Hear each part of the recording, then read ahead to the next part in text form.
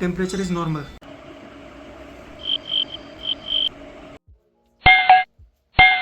इसका फेस बन चुका है। लकड़ी की काठी काठी पे।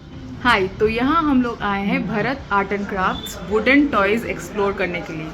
ये स्टोर चन्नापटना में है और इसके बाद हम लोग जाएंगे फैक्ट्री में। तो फैक्ट्री का टूर आप लोग अलग वीडियो में देखेंगे।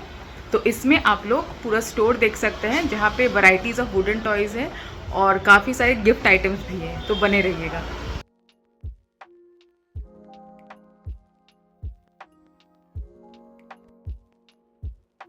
जब बात आती है लकड़ी के फर्नीचर की तो हम उसके लिए बहुत महंगे महंगे दाम देने को भी तैयार हो जाते हैं, और यही बात जब खिलौनों की आती है तो हमें वो बहुत पिछड़ा हुआ लगता है। तो ज़रूरत है हमें अपनी ये सोच बदलने की। आज हम बात करेंगे चन्नापटना खिलौनों के बारे में, जो कर्नाटक के एक छोटे से शहर से आते हैं और अपने खास डिज़ाइन और प्राकृतिक रंगों के लिए दुनिया भर में मशहूर हैं।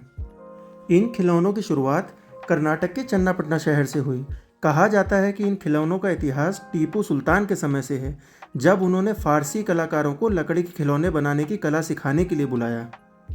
ये खिलौने आड़ी मारा, जिसको कि आइवरी वुड भी बोलते हैं, उससे बनाए जाते हैं, जो बच्चों के लिए सुरक्षित और पर्यावरण के लिए अनुकूल होते हैं। इसमें प्राकृतिक रंगों का इस्तेमाल होता है और इन पर एक विशेष प्रकार की लाह चढ़ाई जाती है, जिससे खिलौने चमकदार और टिकाऊ होते हैं। तो इस दुकान पर छोटी छोटी चीज़ों से लेकर बड़ी बड़ी चीज़ों, जैसे एक चाबी के गुच्छे से लेकर मैसूर पैलेस तक का मॉडल भी रखा हुआ था। यहाँ तक कि इन्होंने थर्मामीटर को भी नहीं छोड़ा, आप देख सकते हैं, वुडन थर्मामीटर। और थैंकफुली हमारा टेम्परेचर नॉर्मल था। और आप देख सकते हैं मार्वल कॉमिक्स और डीसी कॉमिक्स के सुपर हीरोज़। तो पारंपरिक कलाकारी को नए ज़माने के लिए कैसे पेश किया गया है। तो यहाँ से हम लोग ऊपर जाएंगे और कैसे कारीगरी होती है, कैसे इसको असेंबल किया जाता है, बाकी पेंटिंग वगैरह हम लोग ऊपर देखते हैं। चलिए। तो इस दुकान के पहले माले पे होता है रंगाई का काम और असेंबलिंग का काम, और यहाँ पर ही खिलौनों को फाइनल फिनिशिंग दी जाती है। यहाँ पे सभी कारीगर बहुत लगन से काम कर रहे थे। हमने इनको बहुत ही कम डिस्टर्ब किया और उसके साथ ही इनसे परमिशन लेके हमने यहाँ पे थोड़ा सा वीडियो बनाया। यहाँ पे सारा काम हाथ से हो रहा था, रंगाई से लेके घिसाई और जो फाइनल शेपिंग, थोड़ा सा आकार देना, वो सब पूरा काम हाथ से हो रहा था, आप देख सकते हैं।